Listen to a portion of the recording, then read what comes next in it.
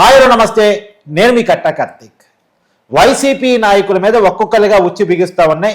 కొంతమంది మీద కేసులు నమోదవుతున్నాయి, మరికొంతమంది అయితే ఏకంగా అరెస్ట్ అవుతూ ఉన్నారు. ఇంకొంతమంది వాళ్ళ చుట్టూ ఉన్న నాయకులు అరెస్ట్ అవుతుంటే లబోదిబోం అంటున్నటువంటి పరిస్థితి. కానీ ఇప్పుడు ఆర్కే రోజా వాటా ఎప్పుడు? ఆర్కే రోజా మీద ఎప్పుడు కేసు నమోదు కాబోతోంది? ఆర్కే రోజా అరెస్ట్ ఎప్పుడు కాబోతోంది? ఆమె మీద అనేక ఆరోపణలు ఉన్నటువంటి సమయంలో ఆమె మీద కేసు పెట్టరేంటి? ఇప్పుడు వైసీపీ తరఫున ఇప్పటికీ పెద్ద నోరేసుకొని పడిపోతున్నటువంటి వ్యక్తి ఆర్కే రోజా కదా, ఆమెను ఎప్పుడు లోపలైపోతున్నారు అంటూ కూడా చాలా మంది సోషల్ మీడియా సాక్షిగా తమ ఆవేదన వ్యక్తం చేస్తున్నారు. దీని మీద మరింత విశ్లేషణ తీసుకునే ప్రయత్నం చేద్దాం. మనతో ఉన్నారు ప్రముఖ రాజకీయ సామాజిక విశ్లేషకులు అడిసిమల్లి శ్రీనివాసరావు గారు. సార్ నమస్కారం. నమస్కారం అండి. సార్, ఇది కింద స్థాయి సోషల్ మీడియా కార్యకర్తల నుంచి మొదలుపెట్టి వర్ర రవీందర్ రెడ్డి, బోరుగడ్డ అనిల్ కుమార్, పోసాని కిష్టమరెడ్డి, ఆ స్థాయి నుంచి ఏకంగా వల్లభనేని వంశీ, కొడాన అని వల్లభనేని వంశీ అరెస్ట్ అయిపోయాడు, కొడాన అనేది కేసు నమోదైంది. ఇవన్నీ చూస్తున్నటువంటి ప్రజలందరికీ ఆర్కే రోజా మీద కేసు ఎప్పుడు పెట్టబోతున్నారు, ఆర్కే రోజా వాటా ఎప్పుడు రాబోతా ఉంది అనేది అడుగుతున్నారు. ఓ రకంగా చెప్పాలంటే ఇప్పటి వరకు సరైన అరెస్ట్ కానీ ఏది జరగలేదండి. అంటే పెద్ద తలకాయలు తిమ్మింగళాలు ఎవరు దొరకలేదు. పిత్త పెరుగులు, బుచ్చ ఈ ఉంటాయి చిన్న చిన్న చేపలు, ఇలాంటి ఇవన్నీ వర రవీందర్ రెడ్డి, బోరుగడ్డ అనిల్, ఈ టైప్ బ్యాచ్. పెద్ద లీడర్స్ ఎవరైనా చెప్పుకోవాలంటే నందిగం సురేష్ ఒకటి అరెస్ట్ అయ్యాడు, బెయిల్ మీద వచ్చాడు. వల్లభనేని వంశీ కూడా తనంతట తను దిగాడు కూతురు. వాళ్ళు పెట్టి కేసులు అతను ముందు అనుకున్న నేరంలో అతను ఏం అరెస్ట్ అవ్వలేదు. అయితే యాక్చువల్గా ఈ కూటమి ప్రభుత్వం వచ్చిన తర్వాత కేసులు పెట్టి దర్యాప్తు చేసి విచారణ చేసి అరెస్ట్ చేసి లోపల పెట్టాల్సిన వాళ్ళు, కేసులు సీరియస్గా తీసుకోవాల్సిన వాళ్ళు ఎవరెవరు ఉన్నారంటే ప్రధానంగా పెద్దిరెడ్డి, చెవిరెడ్డి భాస్కర్ రెడ్డి, కరుణాకర్ రెడ్డి, సుబ్బారెడ్డి, తిరుమల తిరుపతి ఈవోగా చేసిన ధర్మారెడ్డి, మీకు మద్యం కేసులో మిథున్ రెడ్డి, విజయసాయి రెడ్డి, జగన్మోహన్ రెడ్డి వాళ్ళ తమ్ముడు అవినాష్ రెడ్డి, అప్పుడు రాతలు రాసిన భారతిరెడ్డి గారు, దూరంపూడి చంద్రశేఖర్ రెడ్డి గారు, పేరు నాని, కొడాల నాని, జోగి రమేష్, వీళ్ళందరినీ ఫ్రంట్ లైన్లో పెట్టాలి. మీరు అన్న ఒక్కరు కూడా అరెస్ట్ కాదు సార్, చెప్పేదానండి. వీళ్ళందరూ ఫ్రంట్ లైన్లో ఉండాలి. వీళ్ళందరి మీద కేసులు నమోదై విచారణకు పిలిచి వీళ్ళందరికీ అరెస్ట్ చూపించి అప్పుడు మిగతా స్టేషన్లో ఎక్కడైనా కేసులు ఉంటే అక్కడ కూడా విచారణ చేయాలి. వీళ్ళు ఏం చేశారు? అరాచకం చేశారు, ఆర్థిక దోపిడీ చేశారు, అవినీతి చేశారు, దుర్భాషలు ఆడారు. ఇందులో మళ్ళీ సిద్దిరి అప్పలరాజు నెక్స్ట్ లెవెల్లో ఇలాగ బ్యాచ్ల కింద మొదటి 2-3 నెలల్లో విచారణ, ప్రభుత్వాన్ని చక్కదిద్దడం, ఇలాంటి కార్యక్రమాలు డెఫినెట్గా కూటమి ప్రభుత్వం ఉంటుంది. ఎందుకంటే అతను నానా ధ్వంసం చేసిపోయాడు కాబట్టి. జూన్ 12 ప్రమాణ స్వీకారం చేశారు. జూన్ 12, జూలై 12, ఆగస్టు 12, సెప్టెంబర్ 12 కల్లా 3 నెలల్లో కొంత చక్కదిద్దుకుని అధికారులందరినీ ఎక్కడోళ్ళు అక్కడ పెట్టుకుని సెట్ చేయాలి. అవన్నీ మానేసి ఇప్పటి వరకు కూడా ఇంకా ఎవరి మీద కేసులు నమోదు అవ్వటం కానీ, ఒకవేళ నమోదైన వాళ్ళని అరెస్ట్ చేయకపోవడం కానీ జరుగుతుంది. ఇది అధికారుల్లో సీతారామాంజనేయులు, జత్వానీ కేసులో సీతారామాంజనేయులు, లేకపోతే రఘురామకృష్ణరాజు గారి కేసులో సునీల్ కుమార్, ఇలా చాలామంది ఉన్నారు.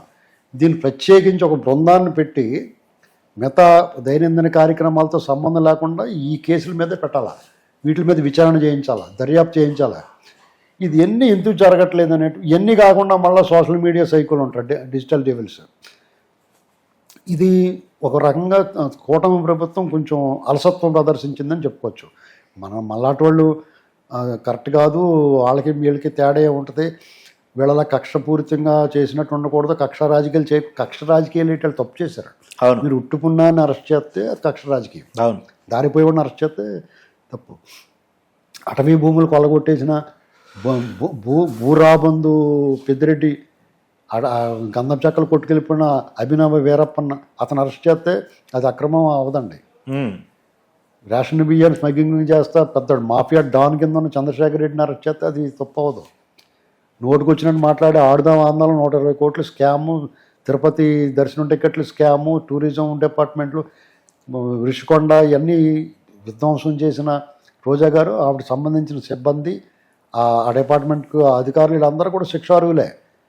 మరి ఇవన్నీ కొంచెం అందరికీ కూడా ఇది నాకు ఏమనిపిస్తుందంటే వీళ్ళందరూ ఏదో రూపంలో ఏదో రకంగా ఎవడో ఒకళ్ళ ద్వారా కాపాడబడుతున్నారు.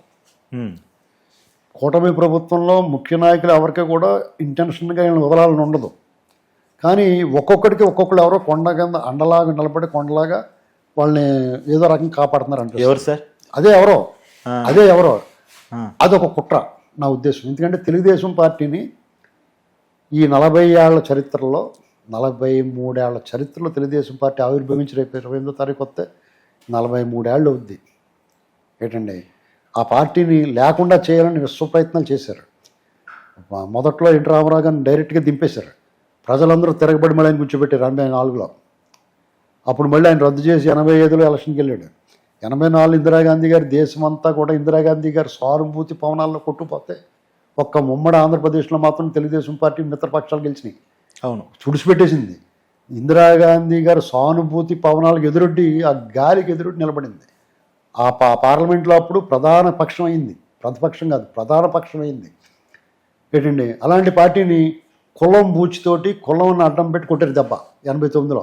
రంగా గారు మర్డర్ చేసి కేసీఆర్ మీద తోస్తారు. వివేకానంద రెడ్డిని చంపేసి చంద్రబాబు గారి మీద తోసినట్టు ఏంటండి. కేవలం అధికారం కోసం కులాల మధ్య కుంపటి పెట్టడం కోసం.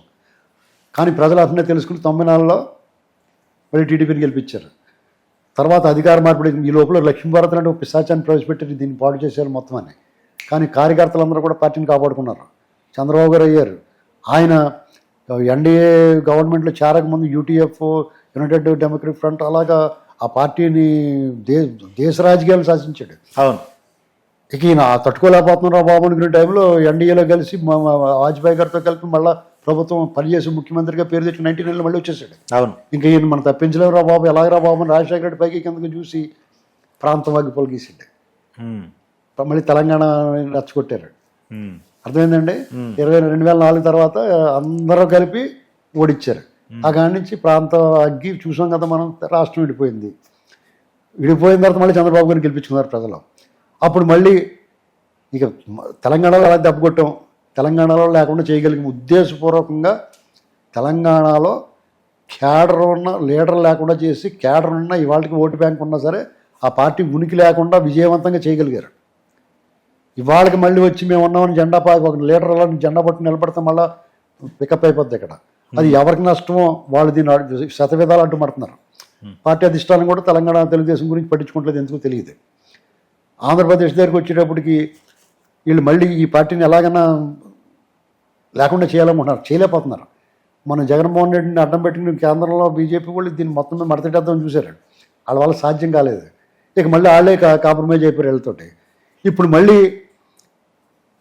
ఎవరు చేస్తున్నారో తెలియదు. టీడీపీని ఏ రాజకీయ పార్టీ చేయలేకపోతుంది. ఏ ప్రాంతీయ విద్వేషాలు కుల విద్వేషాలు ఏమీ చేయలేకపోతున్నారు. అప్పుడు ఈ రకమంగా వాళ్ళ క్యాడర్ల మీద అసంతృప్తి తీసుకొచ్చి వాళ్ళ క్యాడర్లోనే వ్యతిరేకత తీసుకొచ్చి కార్యక్రమం చేపట్టారు.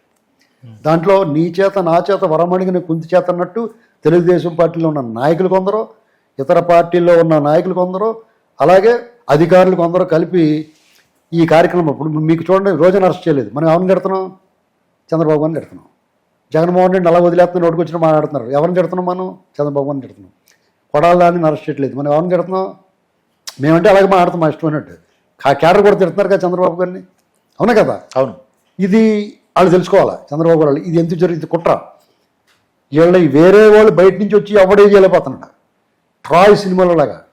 ట్రాయ్ సినిమాలో ఏం చేస్తారంటే ఒక బొమ్మ గుర్రం ఉంటుంది, కొయ్యి గుర్రం. ఆ కాటన్ కొట్టలేకపోతూ ఉంటారు ఆ గ్రీకులు.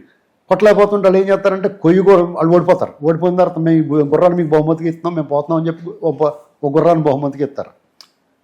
ఆ కొయ్యి గుర్రంలో దాని నిండా సైనికులు చేరిపోయి ఆ కొయ్యి గుర్రం సరే బహుమతి ఇచ్చాడు కదా వాళ్ళు పెట్టుకుందని పెట్టుకుంటారు. వాళ్ళు అర్ధరాత్రిగా లేచాడు అందరూ ఆత్మహర్షి నిద్రలో ఉండగా విజయోత్సవాల్లో ఉండగా ఊచకోత కోసి చంపేసి ఆ కోటను స్వాధీనం చేసుకుంటారు. అలాగా ఇదైతే కుట్ర జరుగుతుంది. ఇది ఖచ్చితంగా కుట్ర.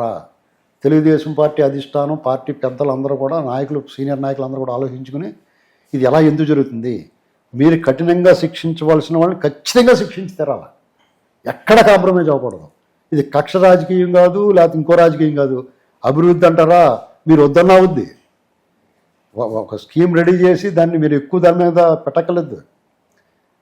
మీరు పెట్టుబడులు తీసుకొస్తారో, మీరు జీతాలు అందంగా ఇస్తున్నారో, మీరు ఉన్నారు కదా పార్టీల కింద. ఈ సీనియర్ నాయకులు ఉన్నారు, యువ నాయకులు ఉన్నారు, పవన్ కళ్యాణ్ గారు ఉన్నారు, మీకు అండగా మీరంతా కలిపి డెఫినెట్గా చేసుకోవచ్చు. వీళ్ళని వదిలేస్తే కనుక రేపొద్దున ఇబ్బంది వస్తుంది. అదే కుట్ర జరుగుతుంది. వీళ్ళందరినీ అలాగే వదిలేస్తారు.